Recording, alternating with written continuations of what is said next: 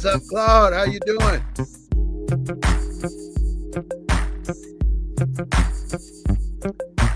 I see your frame, but I don't see you online. Don't see your picture.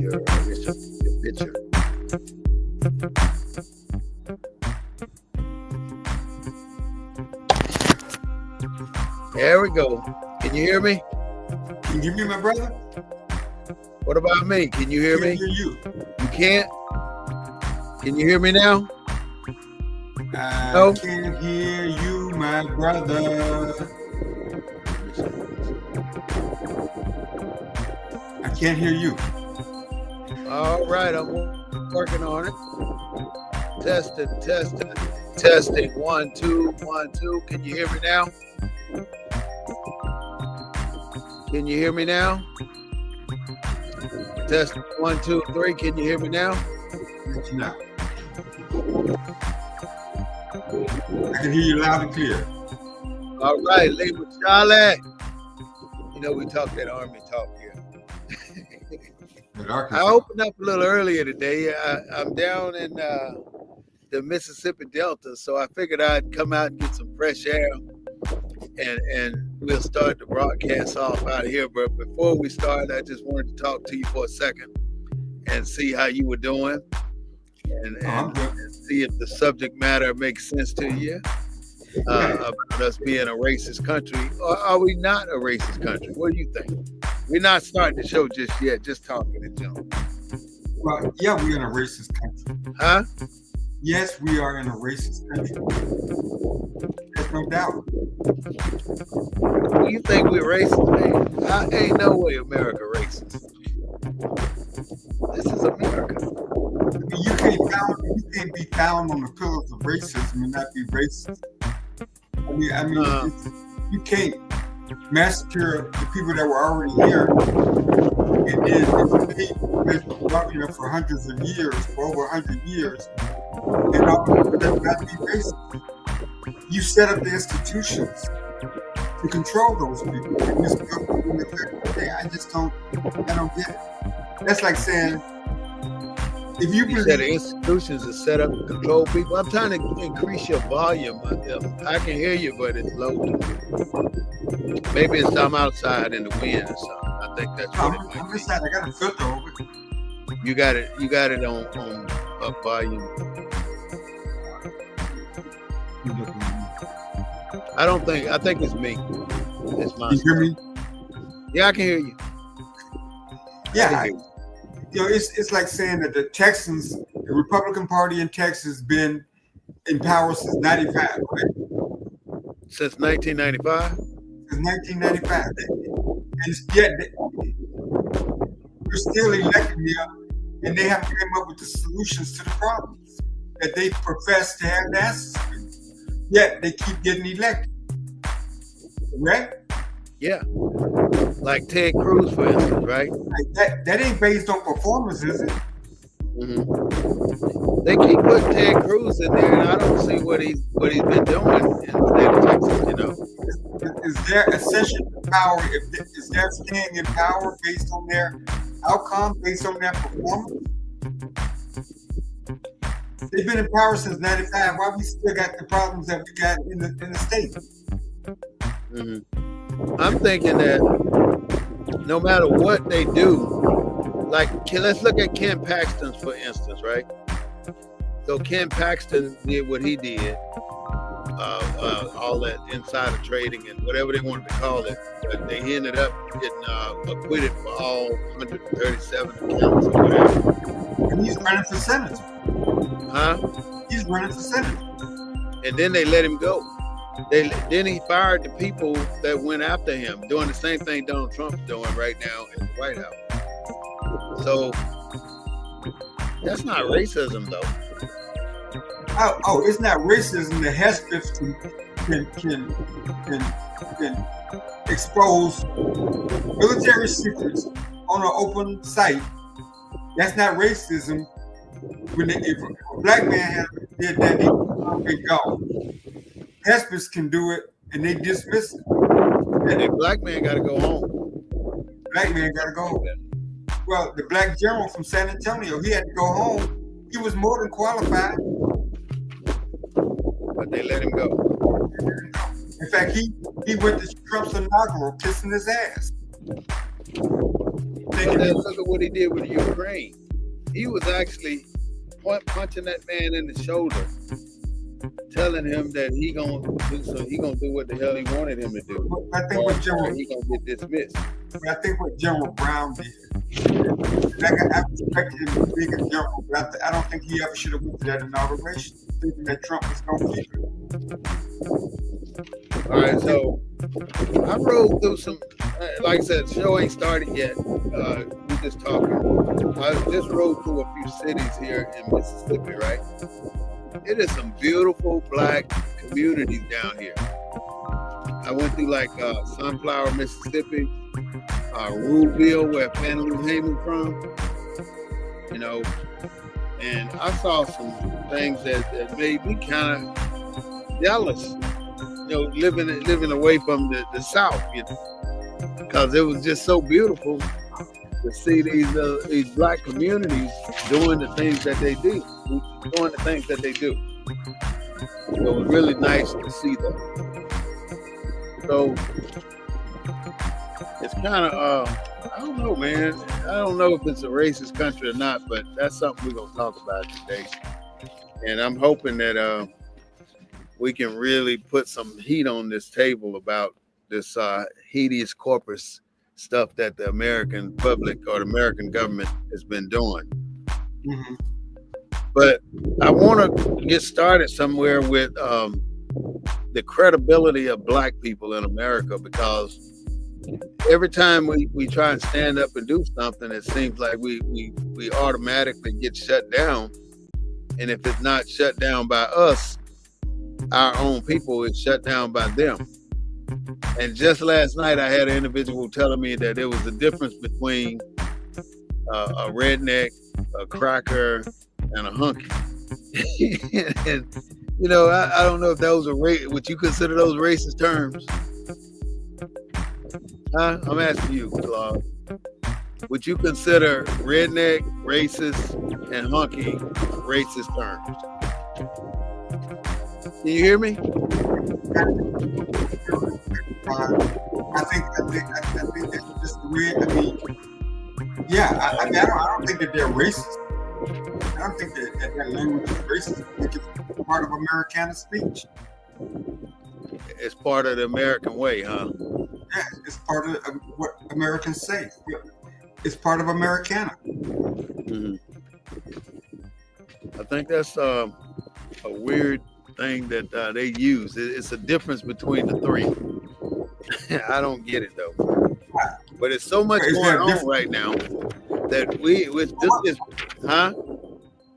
You say it's a difference in degree. What's the degree? I'm basically the same. I'm gonna use these terms, but I don't like to use these terms. There's a difference between a black man and a nigga. You know, if a black man comes up to you and then you about to fight, and let's say you start crying, right, saying, "Oh, don't hit me," said a black man might not hit you. Well, you saying if they call you black, the blows will be lessened? No, what I'm saying is if the difference between a black man and a nigga. In anybody's eyes, if you're in a fight, right? No, but what I'm saying, but let me explain what I'm saying. The premise of your question is that if a white man's calling you a black man or a nigga, is there a difference? There is no difference. No, that's the context you're saying, right? What context are you saying? I'm saying that you and I, let's say, you and I in a fight, right?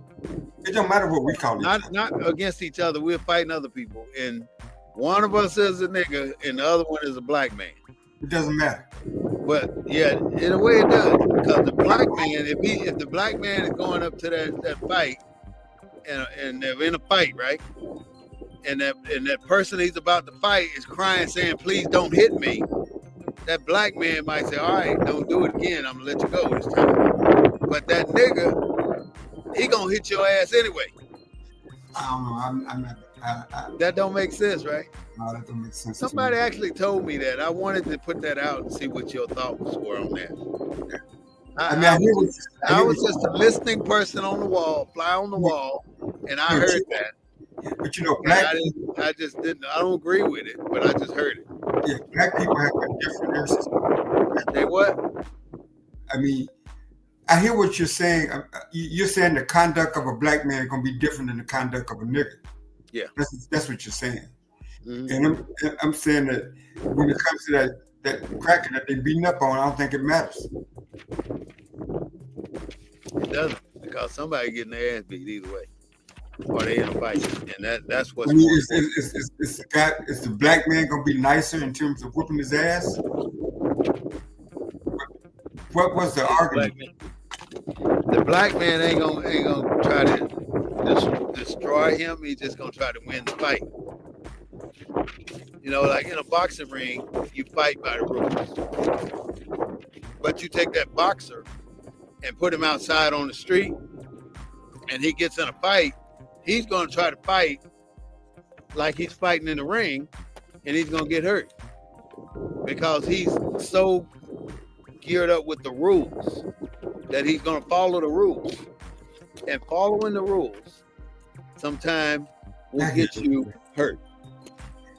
If you're accustomed to fighting in the ring as a boxer, and you end up going through that type of fight inside of a ring, and then you come out of the ring and get in a fight, then you're going to get hurt because you're so used to the regimented system of the rules.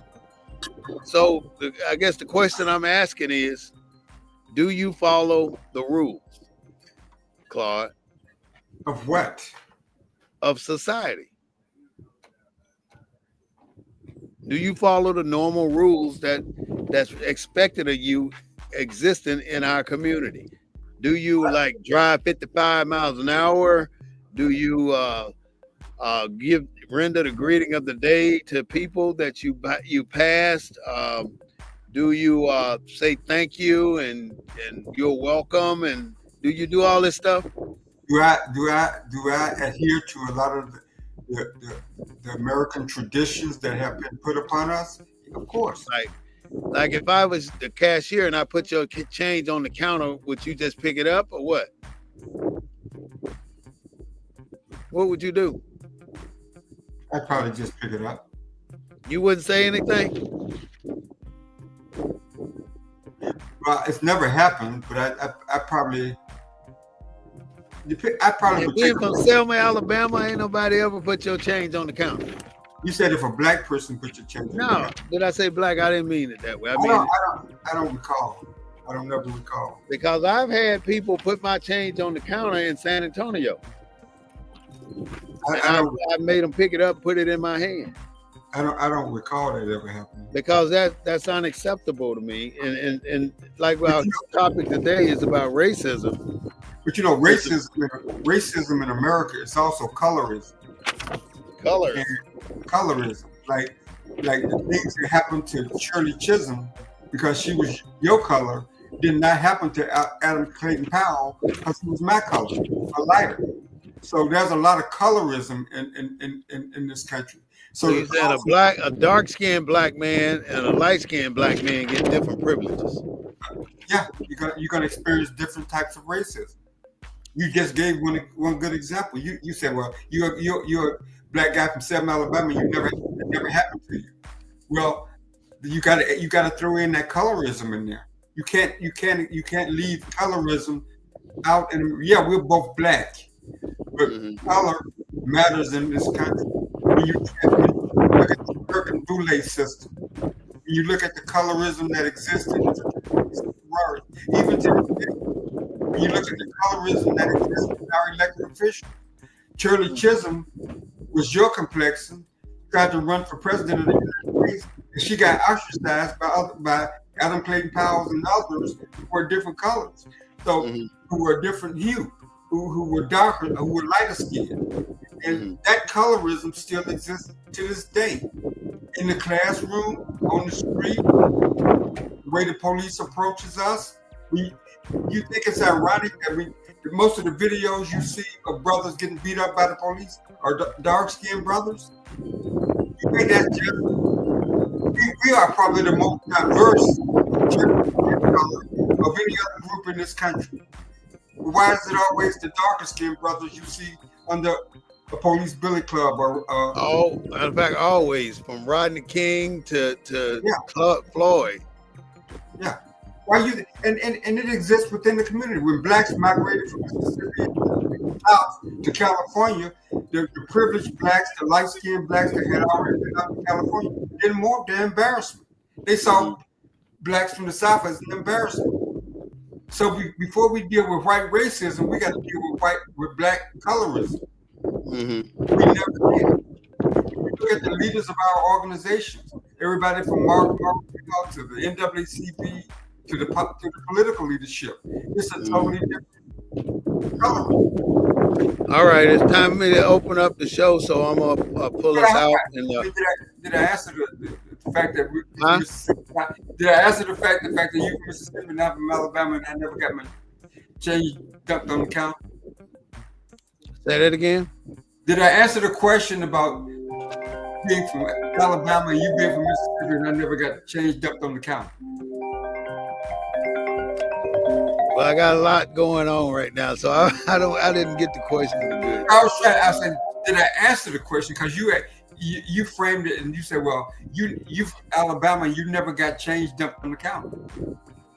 I have. I've done. It happened to me before. And I haven't. And I tried to explain it by talking about the colorism that exists within that framework of the African American community and how that's even viewed outside the African American community. Well, let me do our opening, and then I'm gonna come back and I'll bring you back in, okay? Because it's 3:32, and I'll be right back, okay?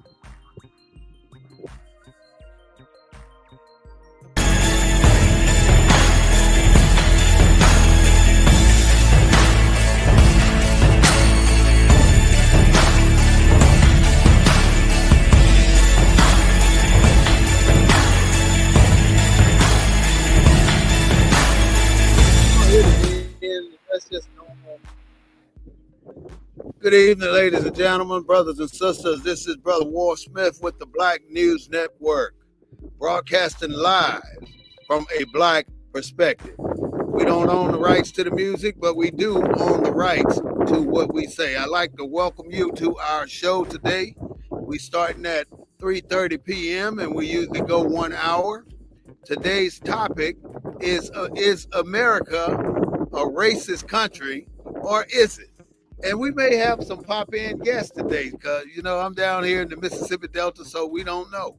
But there's so many things going on in America today I want you to be aware of, and that you need to know that we have a problem here. And some of us still don't think that this is a racist country. And it has a lot to do with the credibility of the Black American. I know Donald Trump implemented the Alien Enemies Act, where he deported mostly Hispanic and not Haitian, but Honduran, Venezuelan individuals back to their countries. And one he's got to bring back because he did it wrong. There's a current trade war going on. Apple stock is down by 20%, $1.5 billion lost in iPhone assets. So if you have iPhone stock, you lost money. $3,500 each. $30 billion to move only 10% of the iPhone company to America. And that ain't gonna happen just that easily. It's gonna take years for them to bring the production of the iPhones and anything else home. Now, it's just so many things going on, and this ain't about tariffs or anything else. This is about racist moves. So without further ado, I'd like to introduce my co-host and a good friend of mine, Mr. Claude Foster, broadcasting out of Houston, Texas, with us today. So Mr. Claude, thank you for being with the Black News Network. What are your opinions or initial opinions on America being a racist society, or is it? Yeah, it is a racist society. society, but I think race is internal and external. I mean, you just talked about immigration. Why should Black people care about immigration? I mean, the people that the person that created this problem wasn't was a previous administration, right? Mm-hmm. They're looking to bring in people that can vote for a certain particular party. Bring in people that can do what? They can illegally vote. What does that get us? That got us the SAVE Act instead of the John Lewis Voting Rights Act, which the Democrats could have passed in 2023 when they had all the power. They were in office to 2024 or 2025. Why don't we have the power to do it? They had the power to do it. Why didn't they pass it? So what this got us doing? This got us, to me, Black people today, we're kind of running around in circles. We're kind of like the ants in the ant here. We don't know which way to go. We're bumping over each other, talking over each other, arguing with each other. And when you don't have a clear mission and a clear purpose, that's what happens. Who gives a shit about immigration? Let's give the descendants of slaves reparations. That's what we should be talking about. Reparations? Reparations. What's reparations got to do with being racist or something, though? I mean, I'm trying to follow you here. What you mean by that? Wait a minute. What the reason why we don't have reparations is because of racism. Because this government made a decision that Black people wasn't valued enough to be compensated for the labor and the industry that we contributed to this founding of this country. So how do you tie that ain't racist? That denying just compensation that was promised to you? Why ain't everybody in Mississippi got 40 acres of land? You saying everybody got 40 acres? Why don't everybody in Mississippi? Everybody don't have 40 acres. That's why right. Don't in Alabama? I mean, most of the slaves were in the South. The original Southern states. We should be land of plenty in Black folk families. So you tell me. I agree with you on that. No doubt about it. That's just one example. And you think we don't have that because this is a racist country? Because of racist decision made by racists in this country. It's like, well, we go along with it though, Claude. I mean, they slap the left cheek and we turn the right cheek. We don't fight for what's really ours. We think that they're gonna give it to us. We sit back and we expect white folks to give us what they're supposed to. We work hard at our jobs and we perform. We're producers, but we expect people to recognize what we do and reward us justly. But we are never going to get rewarded for what we do justly because this is a devilish community and society that runs this shit. You got 90% Black people, but you got the 10% white running the damn whole state. You know, that don't make sense to me. And what I keep thinking about every time we get on this live show is what you said about 20 shows ago, is that we need to form our own state. And you know what? America tried that before. They were going to give us Oklahoma. And when they were giving us Oklahoma, they found that shit was going too damn good in Tulsa. They decided that's not going to work. These Negroes are going to do some shit up there, so we ain't giving them that. We need to keep them segregated within themselves. I didn't know you was going to be in Mississippi this weekend. I was doing some research, right? Because my wife's mother is from Natchez. And I didn't realize. You ever heard of the Devil's Punch Bowl in Natchez? Hell yeah, I know about the Devil's Punch Bowl. Them wasn't Confederate soldiers that did that. No. That was Union Army. Yeah, I agree. That was the Union Army. So yeah, when you try to split hairs and say is America racist, the Confederates were more racist than the Union was. You can't prove that. The Devil's Punch Bowl is a good example of my argument. So let's explain what that punch bowl is, though. I mean, most people may have not heard of what the punch bowl is. The punch bowl is where when slaves walked off the plantation, they had came up with the black codes, and the black codes gave the white man the authority to arrest black folks just at will and they arrested so many black folks walking off the plantation, they had nowhere to put them. So they started putting them in concentration camps. Well, they put And them in. eventually, Where the punch bowl was a deep. It was like a mountain flipped upside down. Yeah, it was a holler. It was a holler. Where the Union soldiers could allegedly protect them, but they let them starve to death. Yeah, they put them in there. Once you went in there, you died. You died. But they put them in there for particular reasons. They didn't just the particular reason could be vagrancy, could be walking down the street, could be accumulating in more than 3 or 4 people. Whatever the black codes were, they were putting people in the punch bowl in the eventual men, women, and children name of the punch bowl. And you know why they call it the punch bowl though? Because it was shaped like a punch bowl, right? And you had the trees at the top.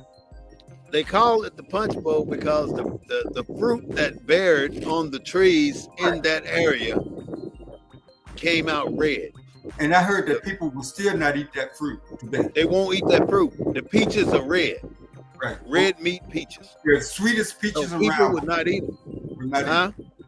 Because so many black people died there that the ground absorbed so much blood that the fruit that bared red fruit. So let me ask you a question. Nobody ate the fruit. Did you learn that in your Mississippi public school education? Hell to the no, I ain't learned that nowhere. I learned it through my own research. I had to find that. So is this I had to find that out on my own. So is this country racist? I mean, you started the show by saying, "Is this country racist?" Yeah. Unequivocally, yes. We just talking about one example. Right here in Houston. I don't know, man. I mean, race. We just talking about racist towards black people. That's the only racist we're talking about. And we're not talking about racist towards anything else. Racist towards Mexicans. But I did mention the immigration and all that kind of stuff. But I mentioned that for a reason. I got a person calling in, and this is a famous singer. I'm gonna bring him in. Sure. Hey, Captain Jack, how's it going? Can you hear me? Captain Jack. Hey, can you? I heard about the punch bowl when you give an example. Yeah. Well, I'll tell you, I'll be following. Okay, well, tell me what you call it. It's knowledge because, and you're telling the truth because, man, a lot of us haven't been taught by those that have the knowledge. Yeah, that's right. If we live on the mindset and we look at our ancestors, what they went through, but anytime that God bring a revelation where he can bring those that can empower to you so you can see us about learning. If we take a, I'm just saying me and my generation, we will put this to the side and say, man, well, let's learn this shit where we can overpower, man, look at us together can win. Mm-hmm. Mm-hmm. Now, just so people know who you are, this is Captain Jack Watson. He's a famous blues singer out of Dallas, right? Yes, sir. Out of South Texas, also out of Weather, Texas, and Gonzales, Texas. Okay. Right. I was born and raised in Weather, Texas. Okay. Go ahead. My co-host got a question for you. Oh, no. Brother is absolutely right. Okay. He was just saying that you were right on your analysis here. Yes, on how we try and pass this knowledge on. And most people don't really realize that it's so important that we know the different stories. So somebody will run right down there to the punch bowl and end up eating some of that fruit, not knowing where that fruit came from and why that fruit is the color. Come from. They don't know for dealing with agriculture. Black folks have already years ago doing agriculture. We already knew our nutrients. Yeah. When I said in the state of the nutrients of the knowledge. Mm-hmm. That's right. So when we eat, that means if we on that vine, that means we can learn and we can go further. So that vine means if it's in good soil, in the day of harvest time, it's gonna come back. Yeah, it's gonna come back to you. Yeah, that's right. Well, Captain Jack, man, I want to thank you for calling in and giving us your part on the Punch Bowl. I love this. I love this. I'm gonna share this because a lot of brothers calling me right now. Uh-huh. I've been in the industry for I've been in the industry for 47 years, and a lot of guys are calling, man, brother, where you get that, man? Seek and you shall find. Yeah, it's out there. And you know, brother, on our growth. Yeah. And brothers, we got the opportunity. One thing that social media has done is allow us to do our own investigation, if you will. And we have the opportunity. We know public education, as long as it's state run by these racist government, will never teach the truth. Yeah, that's you right. Know that. Even where you have black superintendents, black principal, black teachers, these racist state governments are never going to allow the truth to be told. That's right. Yeah, we got an uphill battle, and it's not going to get any easier because we are not fighting hard enough. And we're like the Democrats. The Democrats don't fight either. So go ahead, Cap. It's going to take us to dwell together.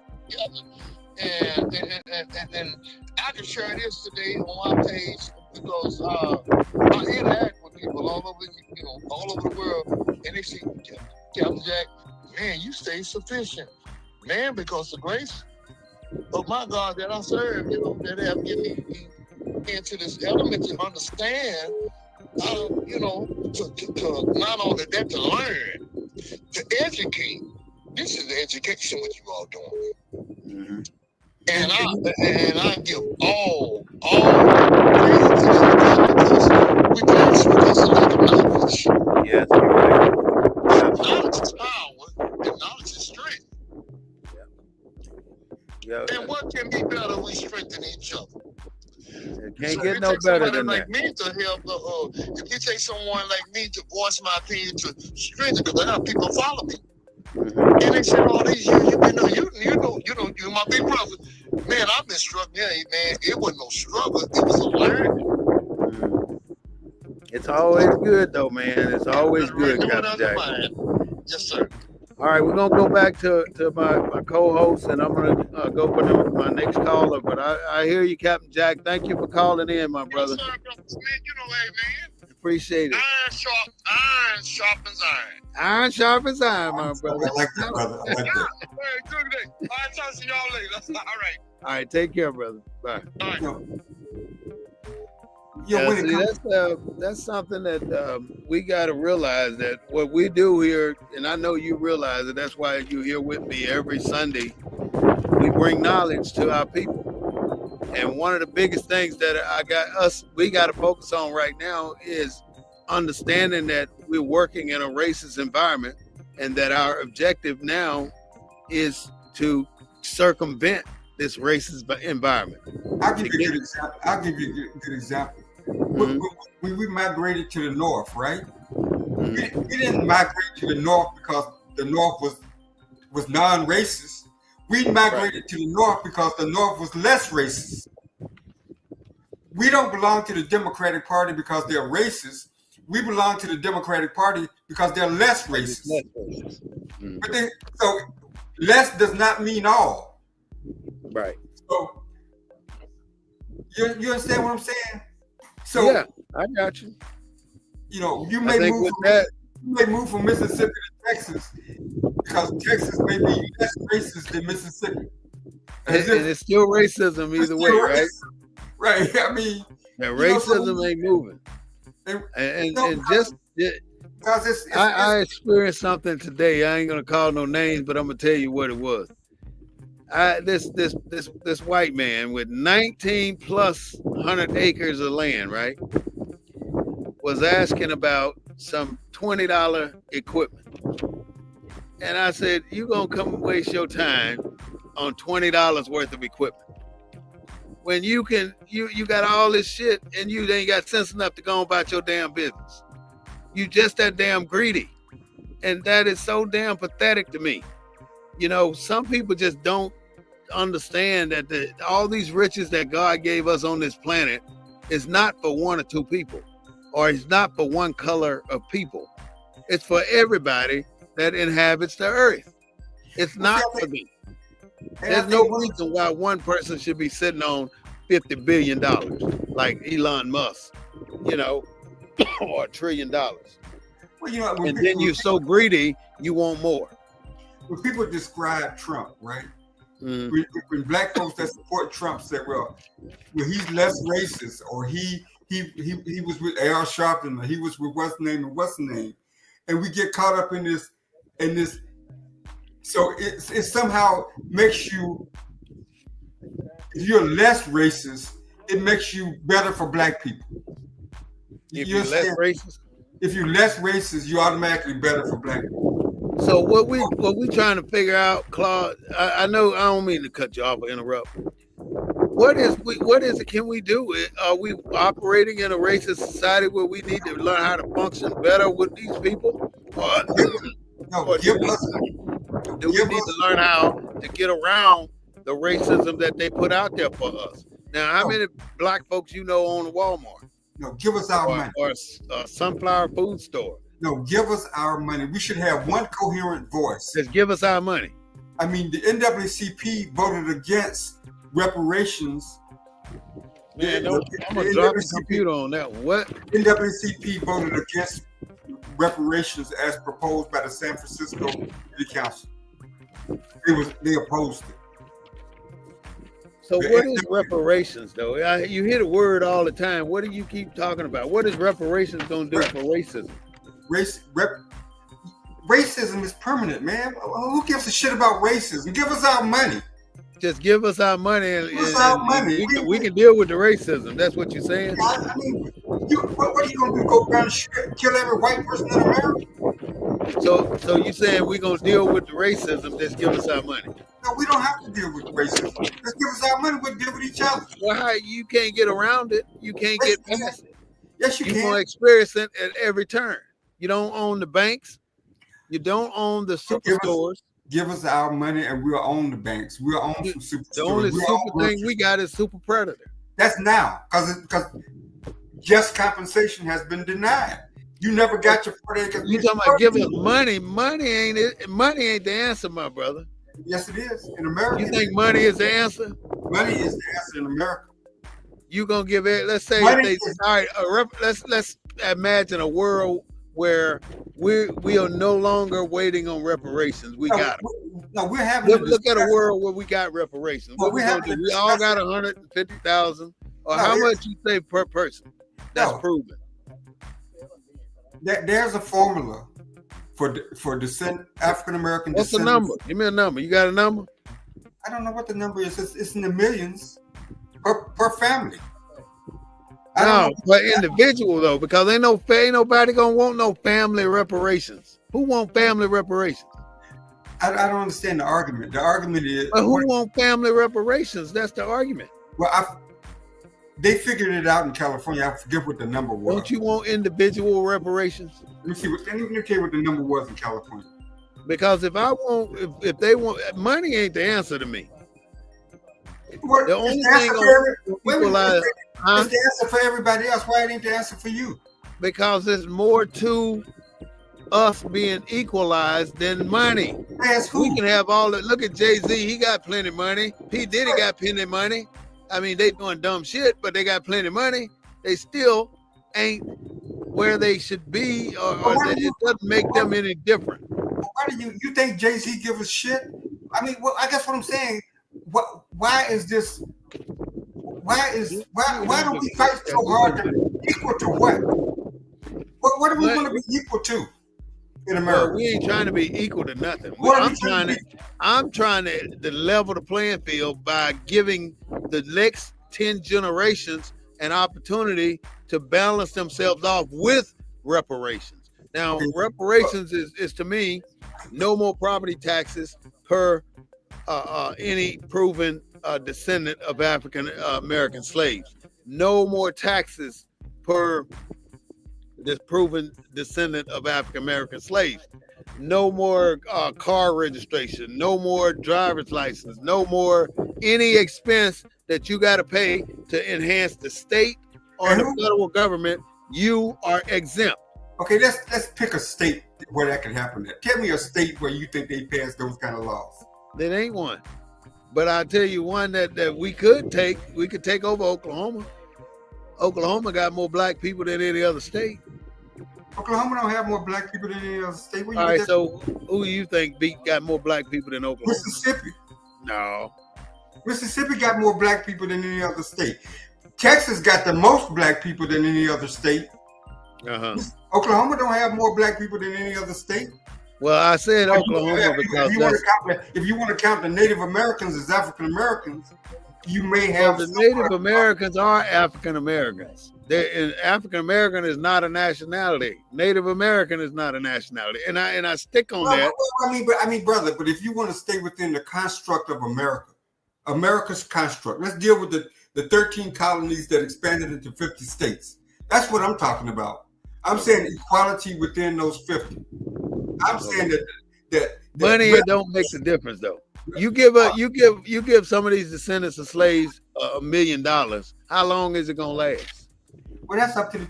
Well, you think that it ain't just. What happened when they gave them 40 acres and a mule? What happened with that? A lot of families still. I mean, there's still about 2,000. I've heard a number of 2,000 and something black farms. Well, a lot of the families signed their 40 acres over to a white man to manage it for them. And what did he do? He put it under his own damn name. He took it. You can't treat black people like children. A lot of white people did that. A lot of white families lost their fortunes. I mean, what I'm saying is, I don't care. What I'm saying black is, people are the ones I'm worried about. What I'm saying is the people that founded this country founded it on a racist concept. You know, some people argue that integration was a bad strategy for us. I mean, integration was a bad strategy. But we ain't recovered from Martin Luther King yet. Well, Martin Luther King wasn't so much for integration as he was for freedom, justice, and equality of African Americans. That wasn't necessarily his strategy. Well, who was the spearhead on integration then? I think the spearhead on integration was, I think the civil rights organizations of that day. I mean, the NAACP was a big proponent of integration because it was. They weren't black. No, I mean, you said it wasn't black, yeah, and the leadership was white going into the 20th century, but it had as its mission, and because there were white people with influence and money in the NAACP, that policy agenda got transferred to our civil rights organization because they had the money to fund it. I mean, so you can't take money out of the equation, brother. I mean, this is America. America was founded on wealth. And racism. Wealth and racism. And right, wealth and racism, because slavery is part of racism. So you can't have a solution and leave out the portions that created the problems that we have. In 1972, when Shirley Chisholm ran for office, you also had black people meeting in Gary, Indiana to try to come together and work this out, what we try to do on this show. We try to talk about solutions and how we need to come together and what's it going to take. It fell apart because there are too many parts to the pieces. You got the light skin part, you got the northern part, you got the political part, you got all these different parts in the black community, and they've done a really good job of dividing us into so many parts. I don't know whether it's ever possible for us to come together.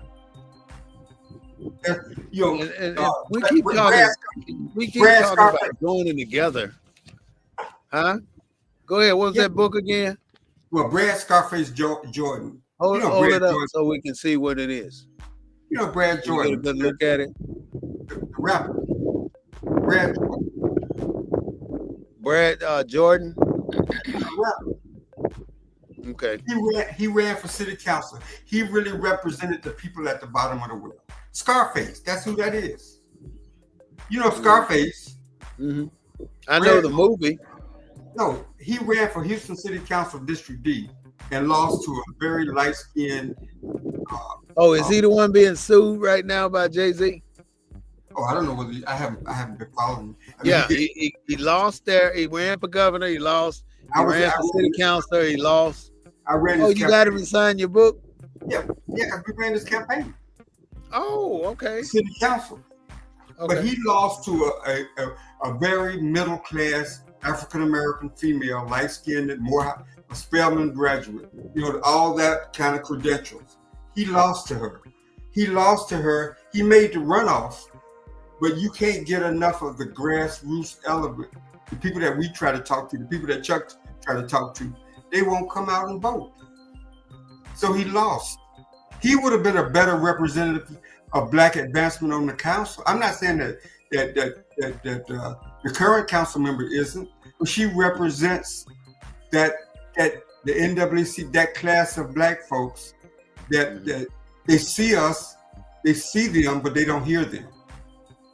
Mm-hmm. The only time they hear them is when they make enough noise for them to hear them. Mm-hmm. They don't hear them in silence. They don't hear the silence. They don't hear the silence. So as long as they're silent, as long as they're not voting, it's like I tell Chuck. If they look at the precincts in San Antonio, District 2, and they see ain't nobody voted in the last 3 out of the 4 elections, they're not even knocking on your door. They're not even walking through your neighborhood. They're not even offering you a sign. They're only talking to the people, unless they got a lot of money. Now, if they got a lot of money, they can do that. But where they gonna get a lot of money from? It's gotta be generated from themselves. I want to bring up a few other topics that's got a lot to do with this being a racist country, and not necessarily. I know we're at the bottom of the poll as being discriminated against with racism. Let me ask you and a question. Reparations and everything else. Let me ask you there's so many. The writing's on the wall. That's what I'm trying to say. Can I ask you a question? Can I ask you a question? Let me ask you a question before you go forward. Okay. If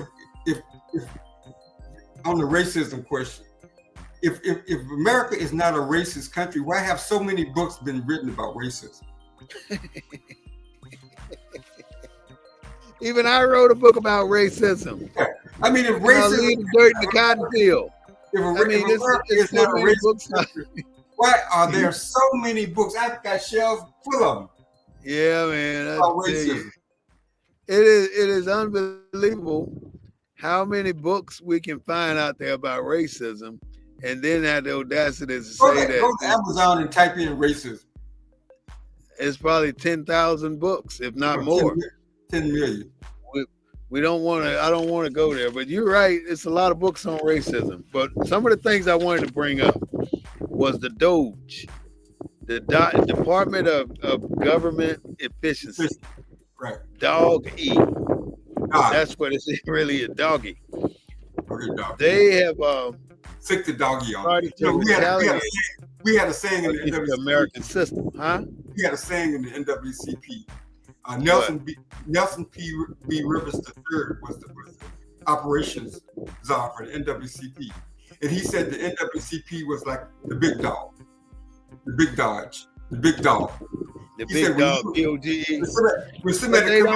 If they would just do something, when somebody got to do something on behalf of our people, Lord. When somebody comes after you, huh? When somebody's coming after you, you don't want to be defended by no chihuahua. You don't want to be defended by no little puppy. You want to be defended by a big, badass bulldog, Doberman Pinscher. But that means you don't want the NAACP because they are a bunch of the NAACP don't represent too much shit that helps us. So when the government went after all the fraud, waste, and abuse, what did they need? They needed a big dog. They needed somebody with so much money that he would be shielded. He or she would be shielded from the bullshit that's been thrown at him. But who did that? Trump did. Look what he did. You know, I'm with all these cuts he's doing. I'm just letting you know. I'm glad he's cutting the Department. Let me tell you what I'm glad about. I'm glad he's cutting the Department of Education, for one. I'm glad he's got that crazy man in charge of the Department of Health, which cut 2,500 people already. I'm glad that he is refining these organizations that's full of waste, fraud, and abuse. That is what the problem is. I used to work in a facility that received all the excess material the government spent money on. New material being brought in as waste and destroyed as waste because they bought too much of it.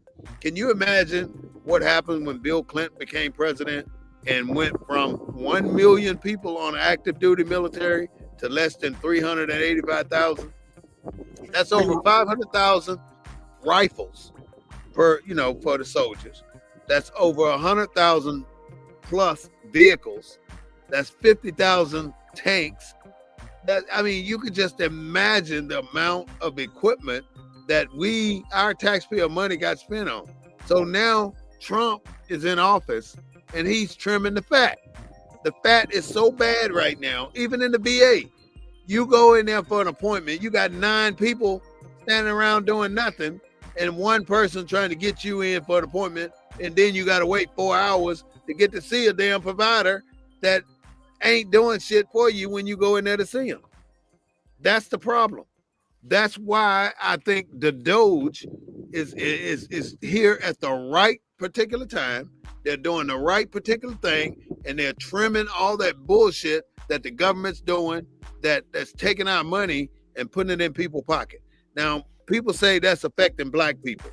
It's affecting black people, of course. But for every one black person that's eliminated because of the Doge, 100 or 1,000 white people got to go too, because they're the ones with the jobs. They're the ones with the government jobs. They're the ones who block veterans from getting the government jobs, and they're the ones who block veterans from moving up in the chain of command, because they already said, well, they already a veteran, they making money, so we don't need to pay them that damn much. And that's the problem. So get rid of them motherfuckers. Get them up out of there. Excuse my language. I get excited when I get to talking about it. But that's not all. I can say we're moving towards what we really are in this country, a racist society. This is about the Alien Enemies Act, where we're implementing shit that ain't got shit to do with what's going on today in time. It's about these trade wars that we're doing with China. How you gonna raise some damn import tariffs to 145%? What the fuck is wrong with you? That I ain't talking to you, but you know what I mean. That don't even make no damn sense. You trying to put that kind of tariff on a product that's coming into America, and you have to send out more product than you're receiving anyway. You're sending out more than you're receiving, and you expect them to keep taking your product when you're tariffing their product the way you're talking about putting the tariffs on it. It don't work. Apple has lost $640 billion in the last month. How can one company lose $640 billion and still be afloat?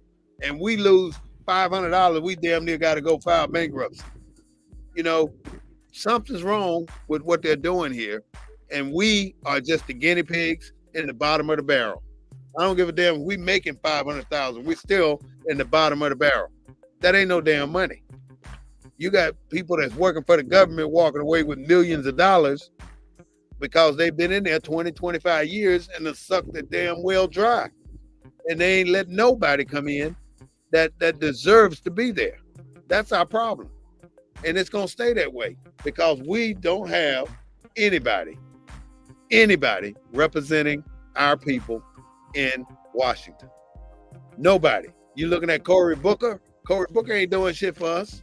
He gonna talk 25 hours, the old damn 1970 filibuster bullshit. What the fuck is that? That ain't about nothing. Man, I'm sorry for using profanity today, but this stuff is getting out of control. Look at what they're doing overseas. They're killing those Palestinians and making a zone over there so Trump can go over and build him another Las Vegas or Reno, Nevada. And look at what happened to Reno, Nevada.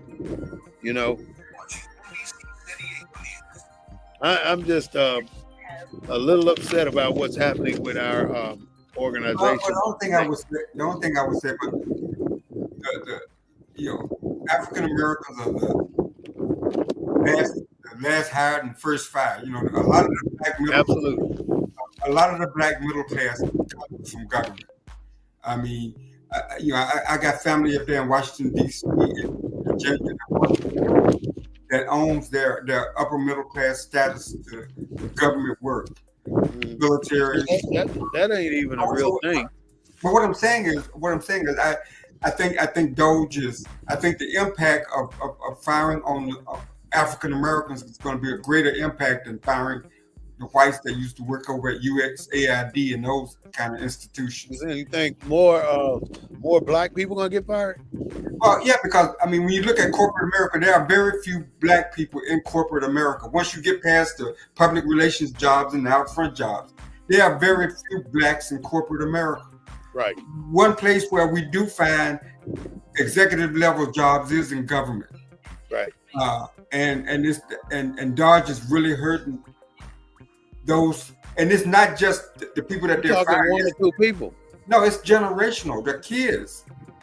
You're only talking one or two people. No, you're not talking. You're talking about because they're not allowing a handful of black people to run any organization in the government.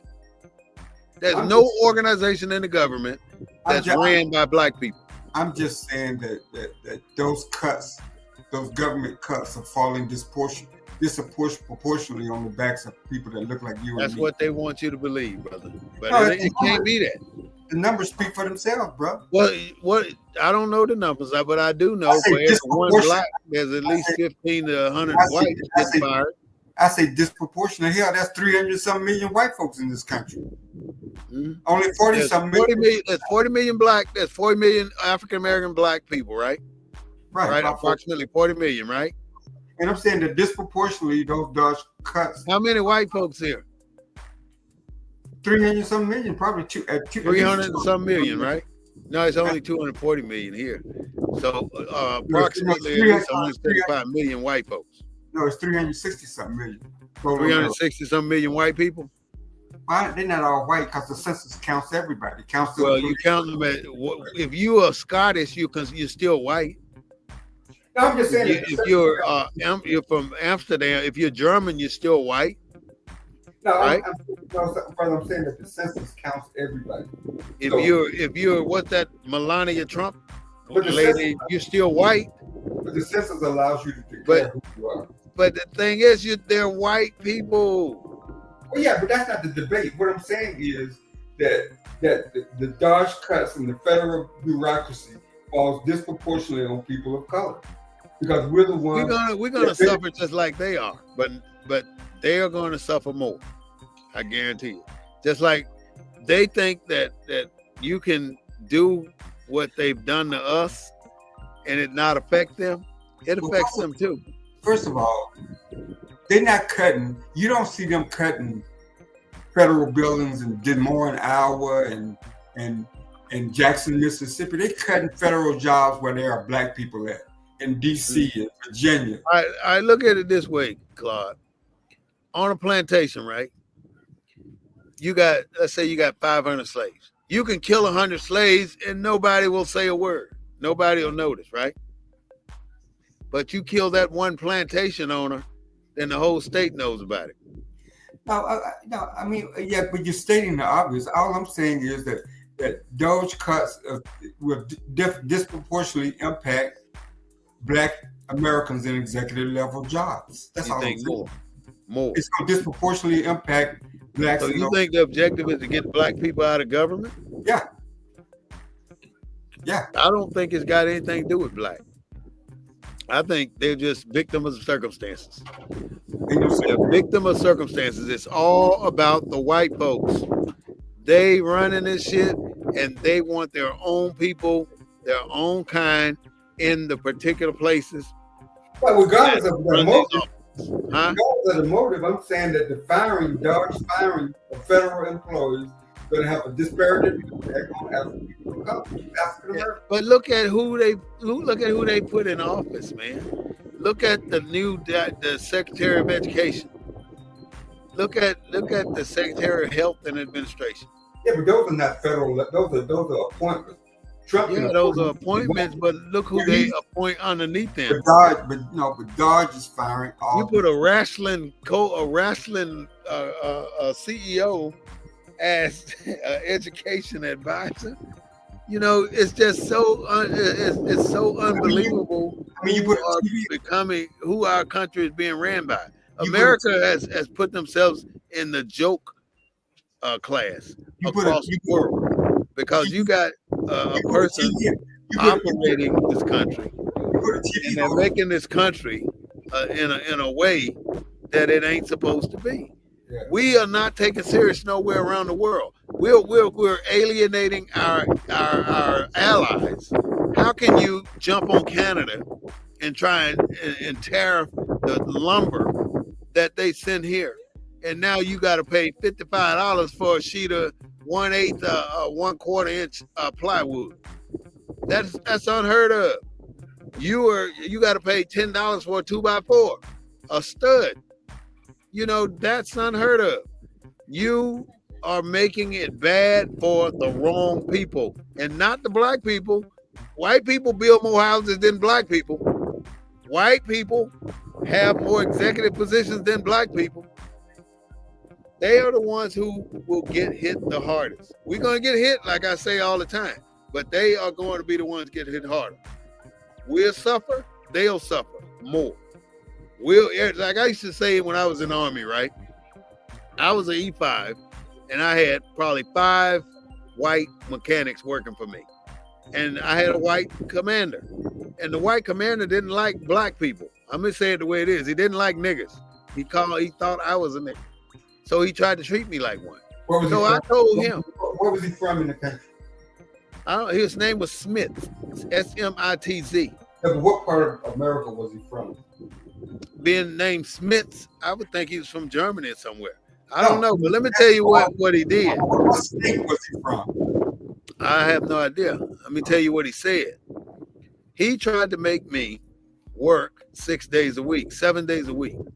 And as I said, you can work me every day of the week. I don't care. You can work me 20 hours a day. I don't care, because everything you do to me, I got 5 of your kind of people working for me. And I'm going to do exactly the same thing to them. So if you working me 20 hours, I'm working them 22. I don't care. Do it. I can handle it. Let's see if they can. Because the more you come down on me, the more I'm coming down on them. So I had a buffer, and I had the smarts enough to let them know, you fuck with me, you're fucking with them too. So black people have to have enough balls to say what they really want to say, instead of waiting till they get away from the scene or the scene is over and then voicing their opinions. You have to make people understand what your situation is and how you're going to deal with it. And that's what saved me, because I was not afraid to take the punishment that they tried to put on me, because I know I had the ability and the smarts to know how to put it on other people that they wanted to protect. That's what saved me. 5 Article 15s later, though, but it saved me. I did. This is a racist country, I agree.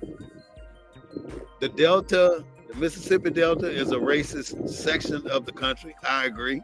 I wouldn't just say Philadelphia is a racist state, I agree. You've heard the saying that, Philadelphia, I've been to Pennsylvania, Philadelphia on one end, Pittsburgh on the other, everything in between is Mississippi and Alabama. Is that bad? Let me ask you a question. What state got a black governor? Maryland. Maryland has a black governor. Mm-hmm. Okay, first one? No, it's not the first. It may be the first one for Maryland, but Massachusetts had a black governor. I think that's 2 or 3.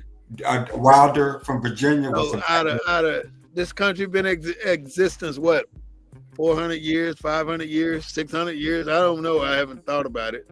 But a lot of years. Out of, let's say 400 years, just using a number. Out of 400 years, America existing, they only had 2 black governors. 3 black governors. Wilder. So, 3 black governors out of 1,978 governors. No, And they only had 3 blacks. I don't know. That's the total number. That's the total number over the years. I'm just throwing out some numbers, but I'm saying that the difference in the disproportionate number of people being in position of color, of people with color being in position.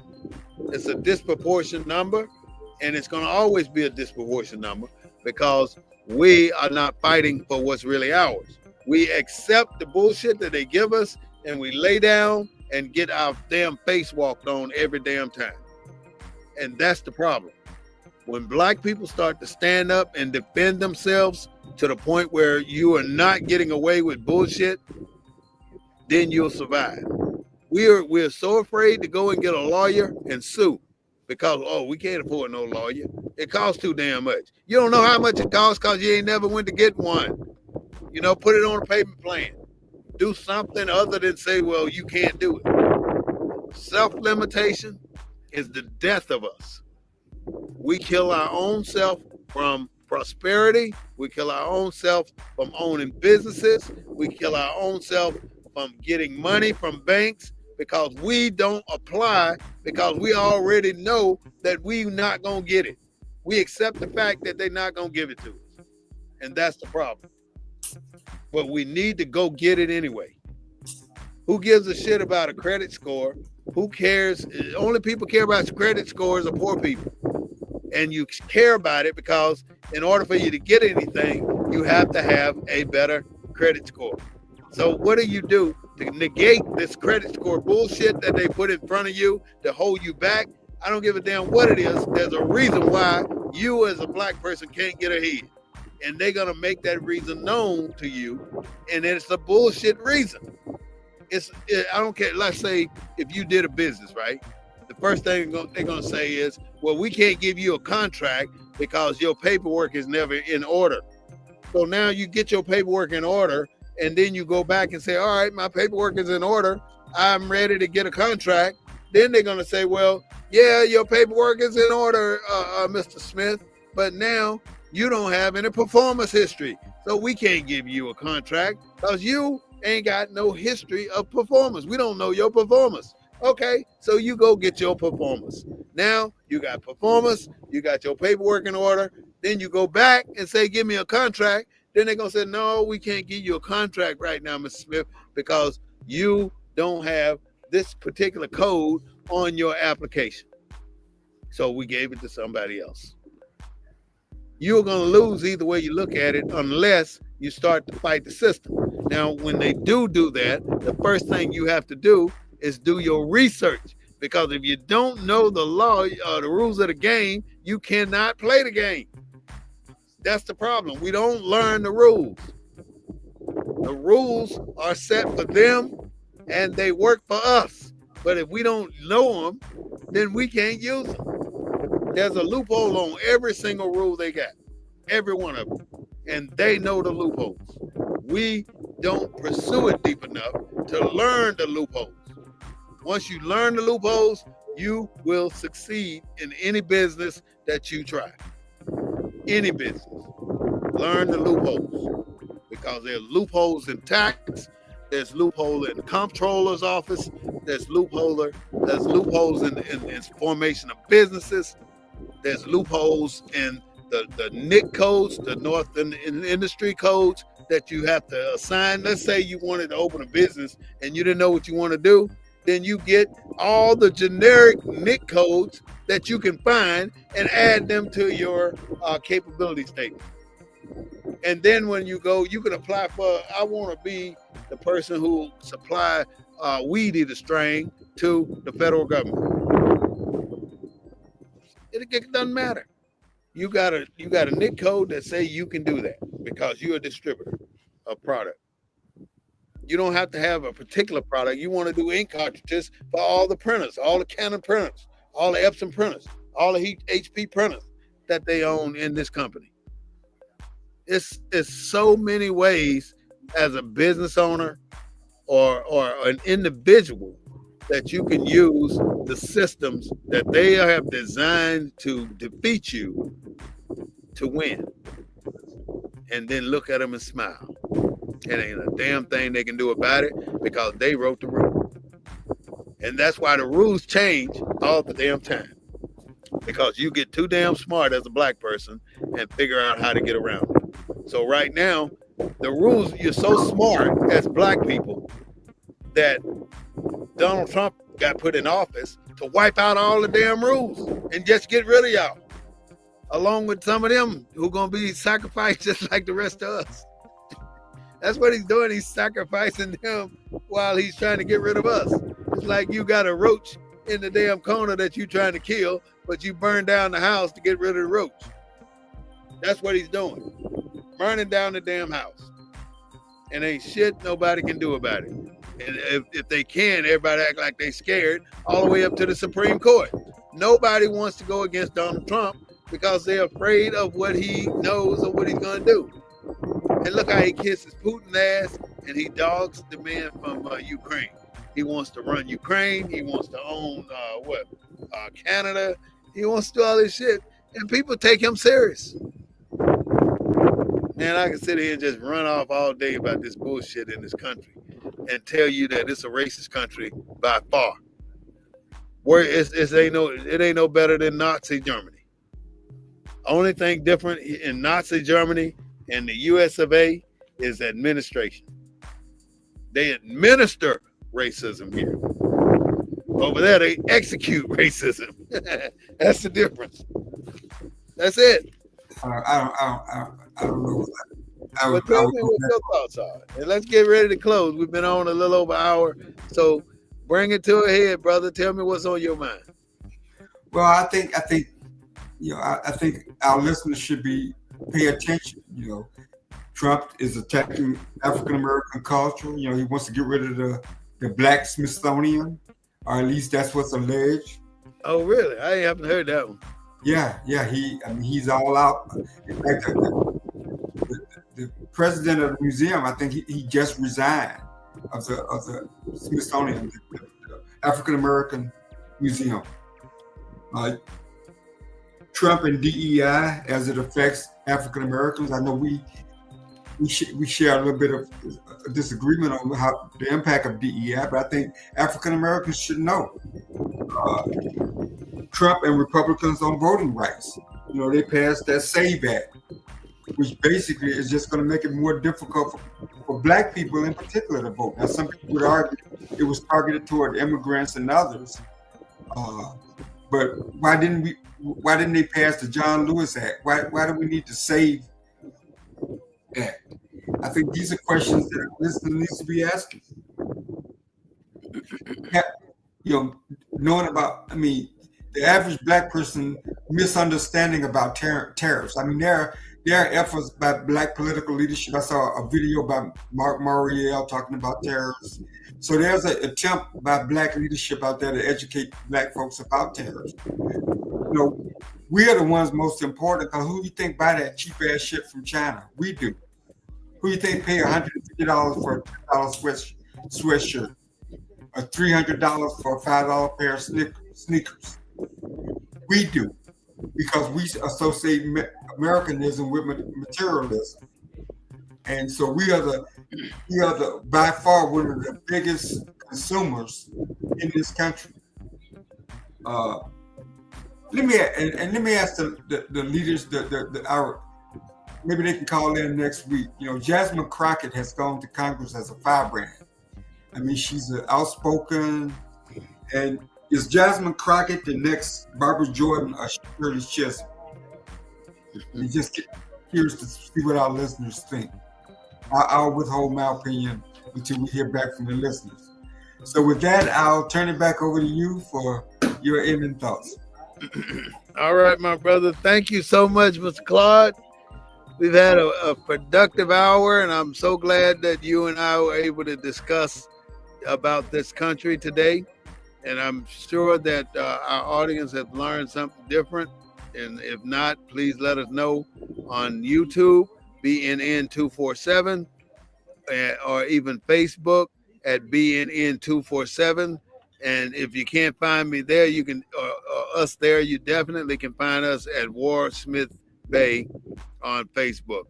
I want to thank you all for coming in to visit and hear what we had to say today. I especially want to send a thank you and a shout out to Captain Jack Watson, one of our famous blues entertainers out of Dallas and the North Texas area. So thank you, Mr. Jack, for coming out, calling today. Anybody else willing to call in, you can dial in at 210-872-2261 and voice your opinion, because your opinion matters. This is the Black News Network, the real voice of Black USA, broadcasting live on our network. So thank you so much, Mr. Claude. We really appreciate you, and we will see you next Sunday at 3:30 p.m. on BNN 247, YouTube, and Facebook. Have a great Sunday afternoon and enjoy this day the Lord made. Peace out, my brother. Peace out.